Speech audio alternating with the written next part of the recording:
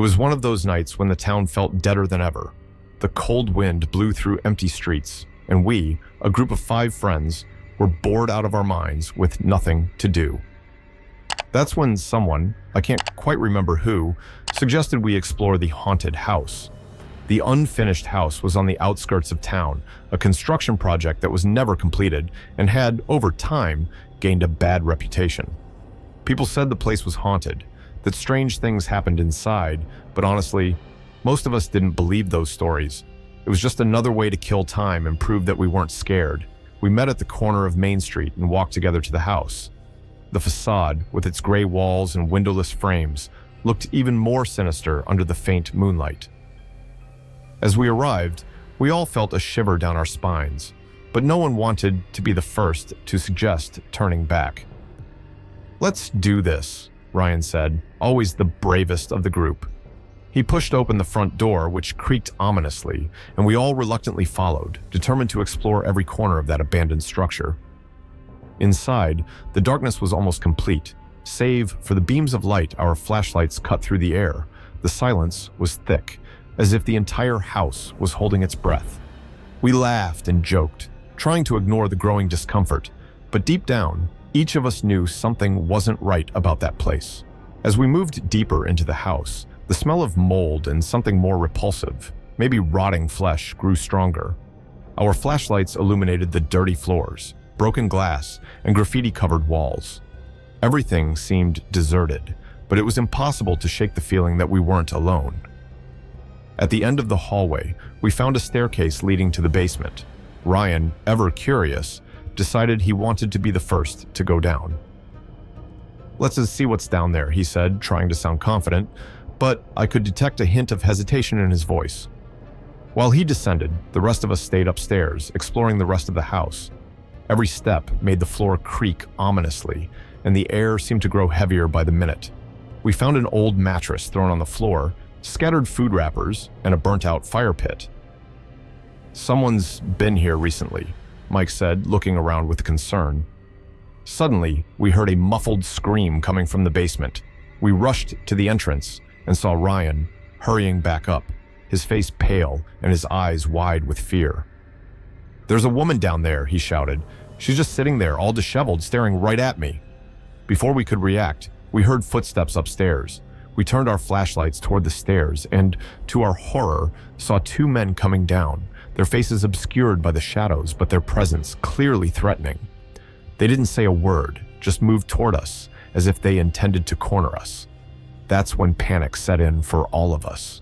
Panic hit us like a wave. Ryan bolted ahead, racing up the stairs as if his life depended on it, and in that moment, we all believed it did. No one hesitated before following him.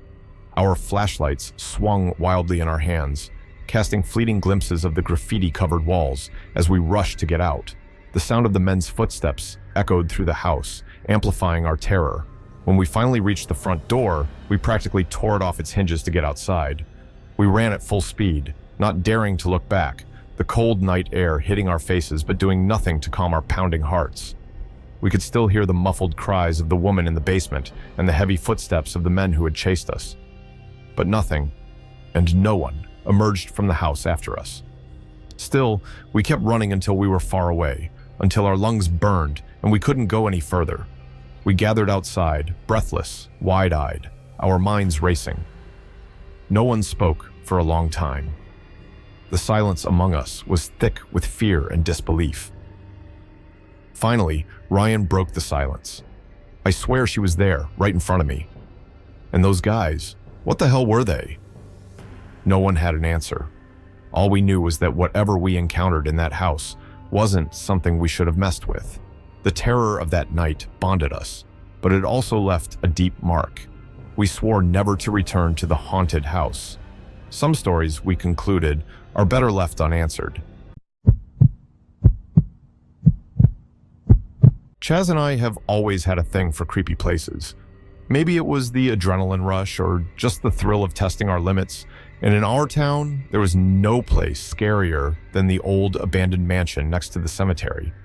To us, that place was like a playground, a refuge for boring nights. That night, like many others, we were there, tossing rocks at the broken windows of the mansion. The sound of shattering glass echoed in the air, and we laughed, not caring about the eerie atmosphere around us. The cemetery, silent and gloomy, was just a detail that added to the vibe. "Let's see who can hit the second-floor window," Chaz suggested, and of course, I accepted the challenge.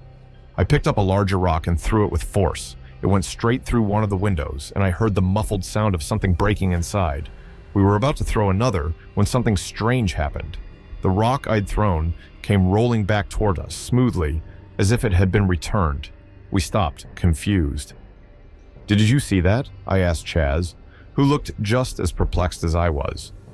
"It's probably some idiot trying to scare us," he replied, but there was a hint of nervousness in his voice. It was hard to tell if he really believed that or was just trying to convince himself. Without thinking twice, we decided to go inside the mansion. If someone was trying to play a trick on us, we wanted to find out who it was. We'd explored the mansion before, but never at night, and certainly never after something so strange. With adrenaline coursing through our veins, we pushed through the creaking door and ventured into the dark, damp interior of the old mansion. The darkness inside the mansion was almost complete, but the faint beams of our flashlights revealed the decaying scene around us. The floor was covered in dust and shards of glass, the walls marked with deep cracks and old graffiti. The air was heavy, laden with the smell of mold and something else, something I couldn't immediately identify. We quickly explored the ground floor, moving through narrow hallways and empty rooms that looked like they had been abandoned for decades. Everything was eerily quiet, as if the mansion was trapped in eternal silence. "Let's go upstairs. That's where they must be hiding," Chaz suggested, pointing to the staircase leading to the second floor. I nodded in agreement, and we began to climb. The stairs creaked under our feet, and every step seemed to echo throughout the house. When we reached the second floor, the strange smell grew stronger, almost nauseating. Something in the air told me we were getting close to something we shouldn't be. We walked down the hallway until we found an even narrower staircase leading to the attic. "They must be up there," I whispered, trying to hide my nerves. Chaz nodded, and we started to climb. The attic was a place we had never explored before. When we opened the door, we were greeted by a scene that could only be described as macabre. The overwhelming stench of rotting flesh filled our noses, and our eyes widened at the sight of strange symbols drawn on the walls and floor. Melted candles were scattered across the ground, and what looked like an improvised altar stood in the corner. "What the hell is this?" Chaz murmured, his voice trembling with fear. I couldn't respond. I was frozen, trying to process what I was seeing. Then we heard the footsteps, heavy, slow, ascending the stairs toward us. The heavy footsteps seemed to come from all sides, echoing through the dark walls of the attic. Fear paralyzed me for a moment, but Chaz was the first to react. "We need to get out of here," he shouted, and I didn't need anything more to agree. We turned towards the stairs, but immediately stopped. The entrance was blocked by hooded figures, 3, maybe 4 of them, all draped in cloaks that concealed their faces. The air around them seemed to vibrate with a dark presence, and I could feel the fear rising in my throat.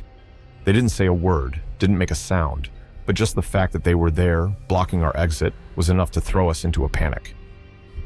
Chaz and I exchanged a glance, and without a word, we ran to the opposite side of the attic, desperately searching for any other way out. Frantically feeling along the walls, we found a small, dirty window. It wasn't the best option, but it was the only one. Chaz was the first to try and open it, but the window was stuck. "Hurry, help me find he whispered, desperate. Together, we forced the window until it finally gave way with a loud snap. Without thinking, Chaz went through first, and I followed right behind. We tumbled out onto the slanted roof of the first floor. Behind us, we heard the hurried steps of the hooded figures, now moving faster, perhaps realizing we were escaping. We slid down the roof, nearly falling, and jumped to the ground. As soon as our feet hit the earth, we bolted through the cemetery, not looking back. The sound of the wind blowing through the gravestones and the rustling of dry leaves only heightened our terror. We didn't stop running, not until we were far enough away, where the city lights finally reached us. We finally stopped, panting and in shock, trying to process what had just happened. No one had the courage to say anything. All we knew was that we had crossed a line that night, and we would never be the same. I looked at Chaz, who was still shaking with fear, We're never going back there," he said, his voice low but full of conviction. And I agreed. The mansion, with its hooded figures and macabre attic, was a place we should have never entered. That night showed us that some doors, once opened, should never be crossed. When I started university, I knew getting into a fraternity wouldn't be easy. But what I didn't expect was that my first experience would be a night exploration in an abandoned hospital. It was a fraternity tradition that had become almost legendary among freshmen. And there I was, along with my friend Josh, ready to face the challenge. The hospital was an imposing structure, despite being in ruins. Standing in the middle of a remote area outside the city, it exuded an aura of abandonment and desolation. They said it had been shut down suddenly, decades ago, after a series of unexplained events. The place had a sinister reputation, filled with rumors of screams echoing through the empty corridors and shadows moving on their own. The fraternity seniors led us to the hospital in silence, only instructing us to go inside and explore the place on our own. They would wait outside, ready to assess our courage. Josh and I exchanged nervous glances, but there was a certain excitement in the air. It was just a prank after all, right? As we entered, the smell of mold and decay enveloped us. The floor creaked under our feet, and the echo of our steps seemed to amplify the oppressive silence of the place. We were in a group of about 10 freshmen, all armed with flashlights and cell phones, but the feeling of isolation was inevitable. Each of us knew that to be accepted into the fraternity, we would have to face our fears that night. As we explored the hospital, the extent of its abandonment became increasingly evident. The walls were stained with age, the wallpaper peeling, and chunks of the ceiling had fallen to the floor. Our flashlights barely pierced the darkness, revealing only fragments of what lay ahead. Josh and I stuck together, slowly drifting away from the group. Something caught our attention, a low, almost imperceptible sound coming from one of the side corridors. It sounded like crying, or maybe a moan. "Did you hear that?" I asked Josh, who nodded, his expression serious. We decided to follow the sound, imagining it might be one of the seniors trying to scare us. With each step, the sound grew clearer, but also more disturbing. It was as if the very structure of the hospital was groaning, or something trapped within it. We reached a long, narrow corridor. At the end of it, there was a faint light, flickering intermittently. As we approached, we saw a figure. It stood still, partially illuminated by the weak light. My heart pounded in my chest, and Josh stopped beside me, visibly tense. The figure appeared human, but something was off. It didn't move, just stood there as if it were watching us. For a moment, I thought it might be some kind of mannequin. But then, the figure took a step to the side and disappeared into one of the adjacent rooms. I froze, trying to process what had just happened. "What was that?" Josh whispered, his voice filled with fear. I didn't have an answer. Before we could decide what to do, the hospital was filled with a horrible sound. Screams, high-pitched and shrill, as if someone was being brutally attacked. The sound echoed through the entire building, sending every fiber of my being into a panic. The screams were terrifying, filled with pain and desperation, and every passing second made the fear inside me grow. Josh and I looked at each other, and I saw the same fear in his eyes. Without needing to say a word, we knew we had to get out of there, fast.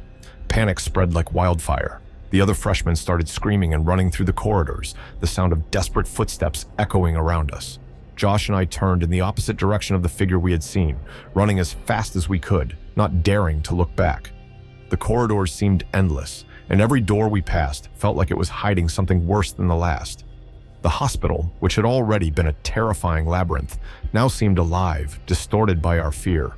We could hear the other freshmen running and screaming in the distance, but we had no idea where they were or if they would find the exit. As we ran, I felt a presence behind us, as if something or someone was following us closely. My heart was pounding so hard I could barely hear my own thoughts, and the fear of being caught drove me to run even faster. Finally, the exit appeared in front of us, the door leading outside the hospital. Josh reached it first, pushing the door open with force, and I was right behind him. The cold night air wrapped around us, but we didn't stop until we were at a safe distance, where the faint glow of the streetlights reached us. Panting, we turned to look at the hospital. It was silent now, as still as a tomb. The other freshmen and the fraternity seniors were outside, their faces marked by panic and confusion. But no one said a word. We all knew that something had gone terribly wrong inside. Josh and I never spoke about what we saw that night. The mysterious figure, the horrible screams, the panic that overtook us. But the memory of that night still haunts me, and the sound of those screams, though distant, still echoes in my nightmares. That old abandoned factory had always caught our attention. It stood on the outskirts of town, forgotten by everyone except the addicts and homeless who used it as shelter. The stories about what went on inside were terrifying, but nothing that would stop us from exploring. That night, there were 5 of us: Tom, Jason, Sam, Olivia, and me. We were bored, looking for a new adventure, something to break the monotony of our routine. The factory seemed perfect for that. With flashlights in hand and cell phones ready to document our exploration, we gathered at the rusty gate at the entrance. The place was huge, crumbling concrete buildings, shattered windows, and walls stained by time. The wind whistled through the empty structures, creating a sound that resembled whispers. The doors were open, as if inviting anyone to enter. Without hesitation, we crossed the threshold and stepped into the darkness. The first few minutes were just as we expected: dark corridors, empty rooms, and the smell of mold filling the air. We walked through what seemed to be an old production area, with rusted machinery and abandoned boxes scattered on the floor. At first, we laughed, took photos, and made jokes to ease the tension. But as we ventured deeper, something in the air began to change. We found torn clothes scattered on the floor, dirty and stained. Further ahead, there were personal belongings, like wallets and shoes, abandoned as if they had been dropped in a hurry. This wasn't something you'd normally find on an exploration. An uncomfortable silence took over the group, and for the first time that night, I felt a twinge of fear. The atmosphere grew heavier, and we started moving more slowly, alert to every sound. I could sense that something was wrong, and from the others' expressions, I knew I wasn't the only one. We kept going, driven by a mix of curiosity and fear. That's when Sam found the first notes. They were old notebooks, thrown on the floor of a small, dark room filled with scattered papers. The pages were covered in scribbles, seemingly nonsensical words, but a few phrases stood out. "He's watching me. There's no way out. The predator is always lurking." "This is sick," Jason muttered, flipping through the pages with a frightened expression. We tried to make sense of it, but the notes were confusing, mixed with disturbing drawings of expressionless faces and shadowy figures. The feeling that we should leave the place began to grow. We decided to press on, but each step felt heavier than the last. Then Olivia suddenly stopped, pointing at something on the walls. They were cameras, small, discreet, but clearly positioned to monitor different areas of the factory. "Someone's watching us," she whispered, her voice trembling. I realized then that the cameras weren't there by accident. This place wasn't just a refuge for the destitute. It was someone's lair, possibly a serial killer, who was likely watching us at that very moment. I looked at the others and saw panic beginning to rise. We were being hunted, just like those whose belongings we'd found scattered around. "We need to get out of here now," Tom said urgently. But before we could move, we heard a sound that froze my blood. Footsteps, slow and deliberate, echoing through the nearby corridors. The predator was there. The footsteps were methodical, as if the predator was deliberately approaching, unhurried, knowing that fear had already taken hold of us. Panic quickly spread among us. Sam let out a muffled scream, and we all turned, beginning to run without any clear direction, just trying to escape. The corridors we had explored with curiosity now turned into a terrifying maze. The shadows seemed to close in on us, and the factory, once just an abandoned place, now felt alive, conspiring against our escape. Every door we opened revealed only more darkness, more empty rooms with no exit in sight. Lost in the chaos, Jason was the first to stray from the group, disappearing down a side corridor as we tried to find our way out. I heard him scream, but the sound was abruptly cut off as if silenced mid-cry. "Jason!" I shouted. But there was no response. Tom and Olivia kept running with me, but each passing second made us more desperate. We found an emergency exit, but when we tried to open it, the door was locked, as if someone knew exactly where we would try to escape. The sound of the killer's footsteps was closer now, mingled with our own desperate breaths. Finally, we saw a window at the end of a corridor. Without a second thought, we ran towards it. Tom was the first to try to open it, but the window was stuck. "Help me!" he shouted as Olivia and I pushed with all our strength. With a loud crack, the window finally gave way. Tom jumped out first, and I helped Olivia through right after. When it was my turn to escape, I felt a presence behind me. I turned for a brief moment and saw a figure in the shadows just a few meters away watching us. I didn't waste any more time, throwing myself out the window and landing next to my friends. We ran without stopping, not looking back, crossing the grounds until we reached the city. We only stopped when the streetlights surrounded us, and we turned to see the factory in the distance, dark and silent. The predator had let us escape, this time. Panting and terrified, we knew we couldn't tell anyone the truth. Who would believe us? But we also knew we would never forget what we saw that night. Jason was never found. He became another victim of that place, the predator's lair. My older brother Daniel and I decided to spend a weekend at our family's old farmhouse. The house, isolated in a remote area, sat among vast fields and dense forests. It was a place that always brought us fond childhood memories, as we used to come here during summer vacations. The idea of reliving those moments seemed perfect. The road to the farmhouse was long and solitary, with few signs of civilization along the way. When we finally arrived, something seemed off. The house, which usually gave off a feeling of tranquility, now felt different, almost hostile. The front door was unlocked, and we quickly realized someone had been there recently. We entered cautiously. The interior was a bit dusty, but there were clear signs that someone had used the place. We found dirty dishes in the sink, spoiled food in the fridge, and rumpled sheets in the bedrooms. Daniel and I exchanged worried glances, but tried to ignore the discomfort. Perhaps someone from the area had taken refuge there temporarily. Still, the sense that something was wrong lingered. We decided to stay the night as planned. After all, it was our place, and we didn't want to be intimidated by some unknown intruder. We set up our things and tried to settle in. But the unsettling atmosphere kept us on edge. Something told us this night wouldn't be like the others we'd spent here.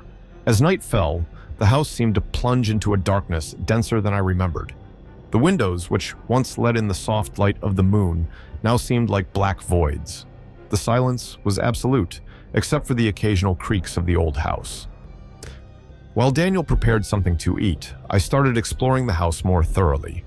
That's when I discovered the first trap. Walking down the hallway leading to the back room, I felt something strange underneath the rug. I lifted it and saw sharp wooden spikes, like makeshift lances, positioned to impale anyone who stepped there carelessly. "Daniel, come look at this," I called, trying to keep my voice steady. When he saw the trap, his expression of concern deepened. "This isn't the work of someone just seeking shelter," he said, his voice grave. "Whoever set this up isn't right." As we processed this, we heard a noise coming from the attic. It was faint, like something heavy being dragged. Our neck hairs stood on end, and fear began to seep into our thoughts. We decided to investigate. We grabbed an old baseball bat that we always kept behind the living room door and carefully climbed the stairs. Each step creaked ominously under our feet. When we reached the attic door, we paused, both hesitating.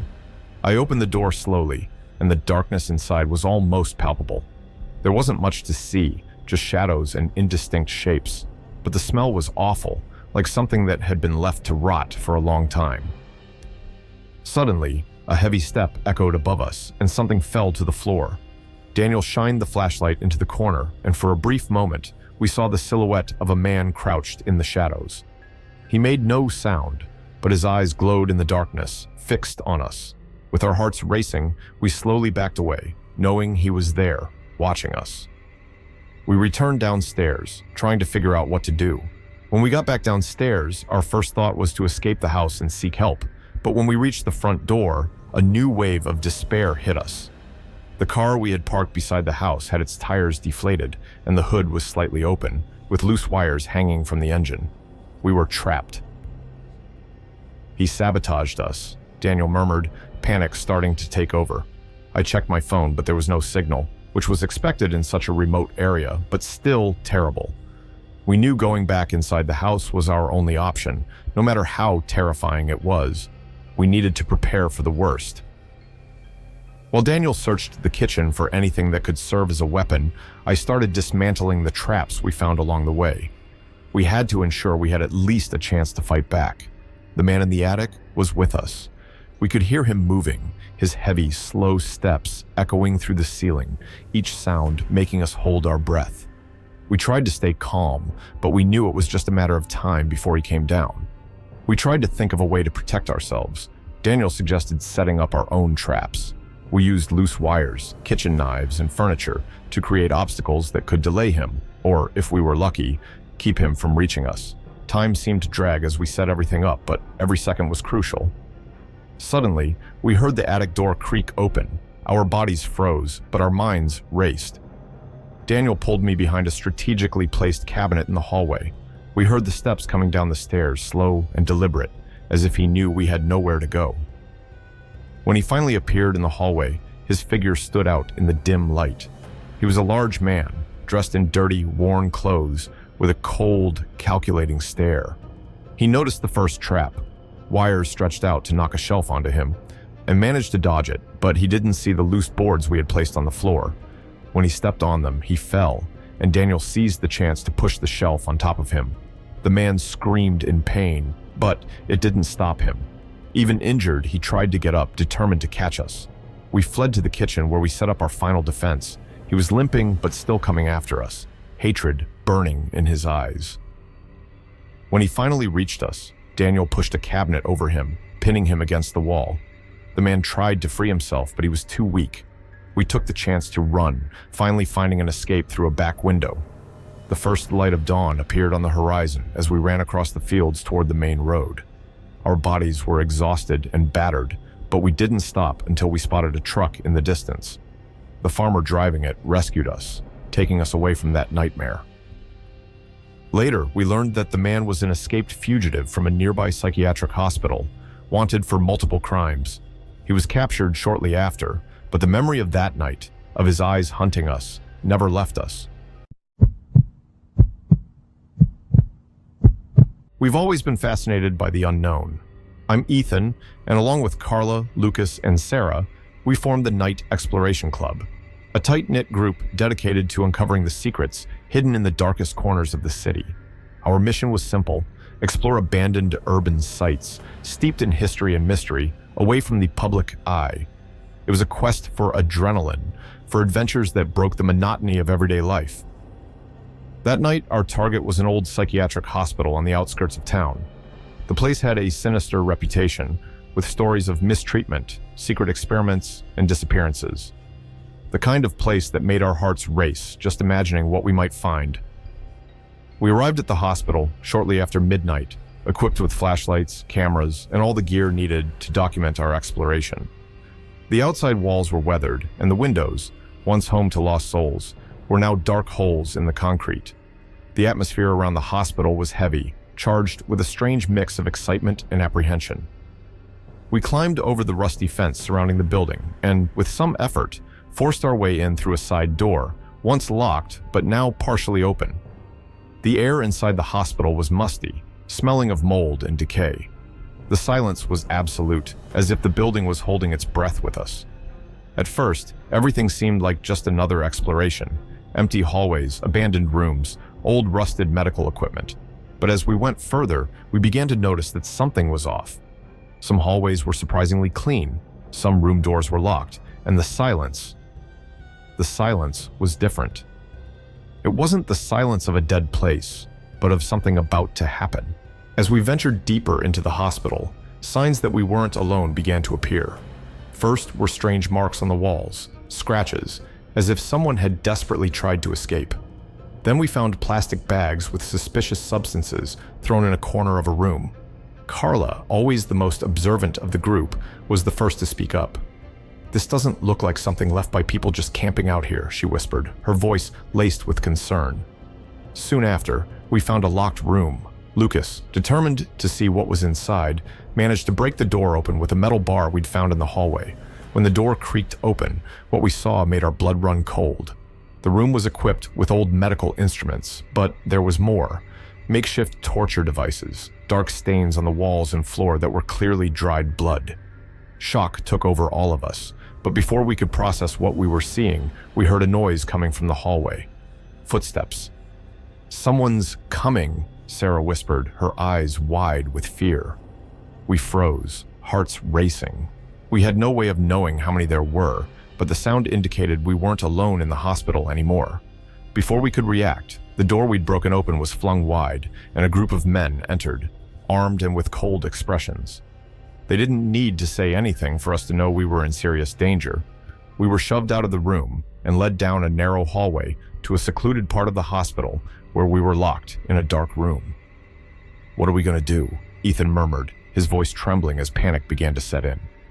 The gravity of the situation was clear. We had discovered something we were never meant to see, and those men weren't going to let us leave alive. As we ran, Carla spotted a partially open door leading to a narrow, dimly lit corridor. Without thinking, we squeezed through, shutting the door behind us and locking it with the metal bar Lucas still held. We were in a narrow tunnel, likely part of the hospital's service tunnels. "If we keep going, maybe we can find a safe exit," Sarah suggested, trying to stay calm. We moved through the tunnel, the darkness making each step more difficult, but the adrenaline pushed us forward. We knew it was only a matter of time before they found us, and every minute spent in the tunnel brought us closer to an exit. Or to the end. Eventually, the tunnel opened into an underground room. There, we saw a rusty ladder leading up. Lucas climbed first, checking if it was safe. When he waved us up, hope was rekindled. One by one, we climbed the ladder, hearing the criminals' shouts echoing in the distance. At the top, the exit led us to an abandoned courtyard behind the hospital. Without wasting any time, we ran into the darkness of the night, not looking back. We managed to reach a secondary road and kept running until we saw lights in the distance. City lights, safety. We collapsed on the road, exhausted and injured, but alive. Shortly after, we got help and the authorities were notified. The criminals were caught, and the hospital was sealed off for good, its horrors exposed. We survived, but the trauma of that night stayed with us. We were locked in that dark room, the air thick with the smell of mold and fear. Our hearts beat unevenly, and the silence that once surrounded us was now interrupted only by the sound of our rapid breathing. We knew we had to act fast. Ethan, always the most resourceful, started to examine the room, looking for anything that could help us. "We need to get out of here before they come back," Carla whispered, her voice steady despite the panic in her eyes. Sarah pointed to a small window high up on the wall. It was narrow, but it might be our only chance. While Lucas and I tried to figure out how to open the door, Ethan managed to drag an old table under the window.